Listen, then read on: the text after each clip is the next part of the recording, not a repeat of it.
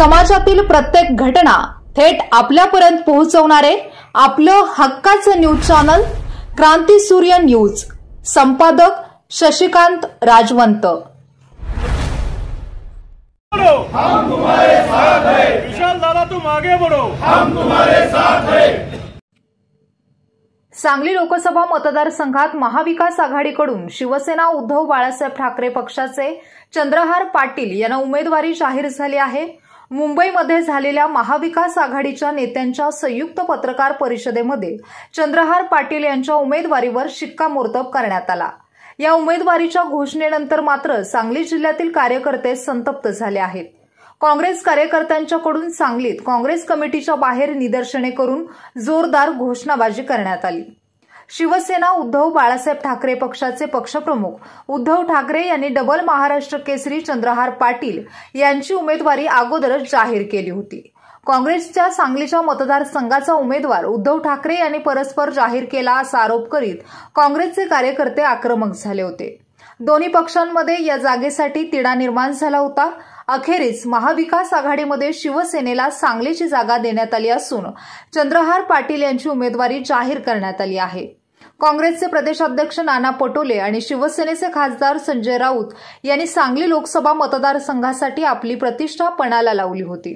माजी मंत्री विश्वजित कदम यांनी दिल्ली दरबारी आपले सर्व वजन वापरलं, मात्र काँग्रेसला ही जागा मिळवण्यात अखेरीस अपयश आलं। अचानकपणे शिवसेनेने या मतदारसंघावर दावा केल्यानंतर काँग्रेसचे कार्यकर्ते आक्रमक झाले होते। उमेदवारी मिळाली नाही तर टोकाचा निर्णय घेणार असं सांगणारे विश्वजित कदम आणि विशाल पाटील आता काय निर्णय घेतात याकडे सर्वांचे लक्ष लागले आहे। आजचा जो निर्णय आलाय त्या निर्णयाबद्दल तुमची प्रतिक्रिया काय? कारण काँग्रेसचे कार्यकर्ते नाराज आहेत। साहजिकच आहे, हा काय निर्णय अपेक्षित नव्हता। काल पत्रकार परिषद झाली आणि त्या पत्रकार परिषदेमध्ये सुद्धा विशाल पाटलांनी आपल्याला न्याय मिळेल आणि काळजी करायचं काय कारण आहे असं सर्व कार्यकर्त्यांना या ठिकाणी पत्रकार परिषद घेऊन सांगितलं होतं। पण आज जी महाविकास आघाडीची जी पत्रकार परिषद बघितली त्याच्यानंतर नाना पटेल म्हणा किंवा ही मंडळी यांच्या चेहऱ्यावरती काय तेच दिसत नव्हतं। मी टी व्ही स्वतः बघितला, मला असं वाटतं की याच्यामध्ये काहीतरी खूप मोठं षडयंत्र असणार आहे। कारण गाफील ठेवून होणार होणार होणार म्हणून हे झालं नाही म्हणजे नेमकं काय? तोंडापर्यंत गेलेला घास पुन्हा परत पागारे फिरतोय, त्यात एवढं हे सोपं सहजाशी झालेलं नाही। ज्याचं कोणत्याही प्रकारचं स्वतःचं योगदान नसताना एखादा मनुष्य येतो इथं काय मिरजेला सभा काय होते, त्या सभेमध्ये अनपेक्षितरित्या कुणाच्या ध्यानीमानी नसताना तिकीट डिक्लेअर होतंय काय, या सगळ्या गोष्टीचा जर का विचार केला तर जनता काही खुळी नाही। हे कुठेतरी दादांचं घर संपवायचं हा ज्या लोकांचा उद्देश आहे त्या लोकांचे कृत्य आहे। ह्याला दुसरं आमचे जे नेते मंडळी आहेत काँग्रेसचे विश्वजित असतील विक्रम असतील ह्यांनी खूप प्रयत्न केले, अगदी जीवापाड प्रयत्न केले। परंतु काय व्हावं असं तुम्हाला वाटतं?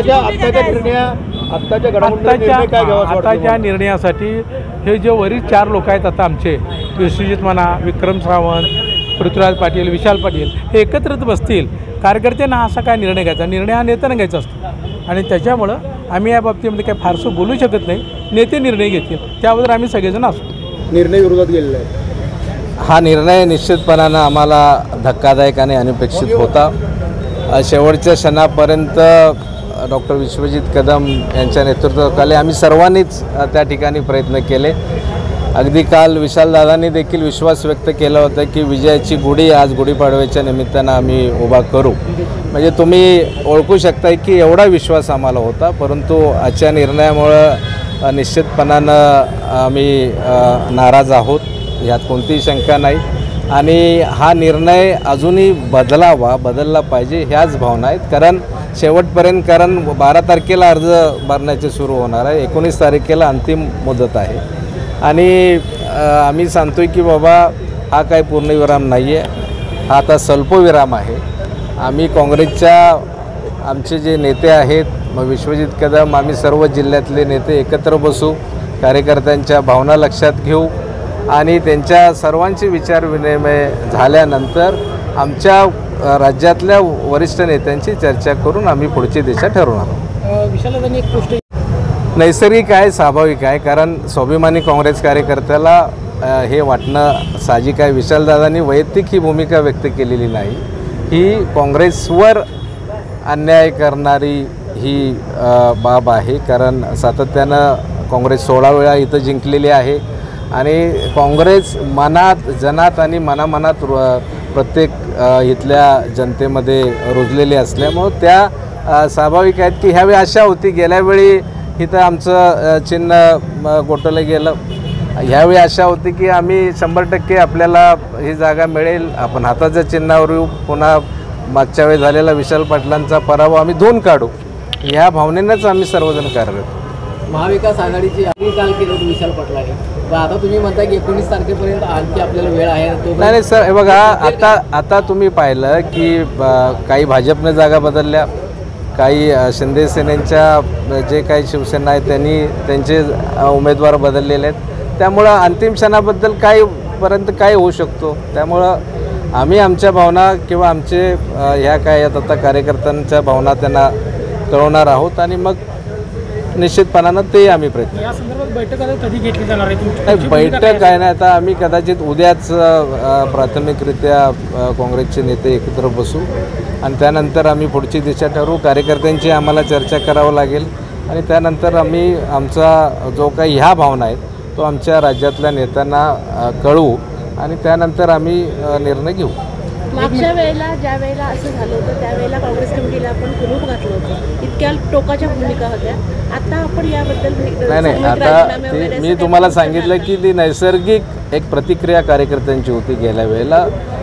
तीच प्रतिक्रिया आहे किंवा त्यापेक्षाही तीव्र भावना काँग्रेस कार्यकर्त्यांची आहेत, कारण ही काँग्रेसची जिंकणारी जागा ही ज्या वेळेला आमच्या मित्रपक्षाला दिली जाते त्यावेळी साहजिकच काँग्रेस कार्यकर्त्यांच्या भावना दुखवला जाणार, ती नैसर्गिक. राजीनामा देणार हा प्रश्न अजून कुठं शिल्लक राहत नाही आहे, कारण आम्ही या लढाईच्या दृष्टिकोनातनं त्या ठिकाणी उतरलेलो होतो. आम्हाला त्या ठिकाणी पूर्णतया आमची तयारी झालेली होती आहे. आमचा उमेदवार जो होता त्यांनी जवळपास अर्ध्यापेक्षा जास्त लोकसभा मतदारसंघ त्यांनी दौरे पूर्ण केलेले आहेत.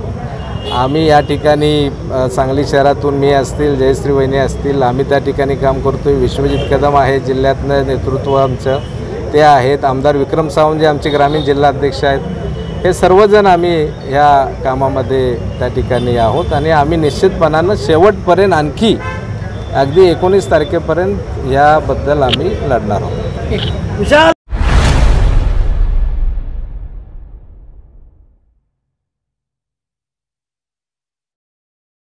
क्रांती सूर्य न्यूज, संपादक शशिकांत राजवंत.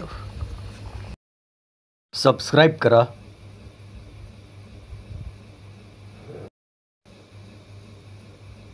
बेल आयकॉनला क्लिक करा आणि लाईक करायला विसरू नका.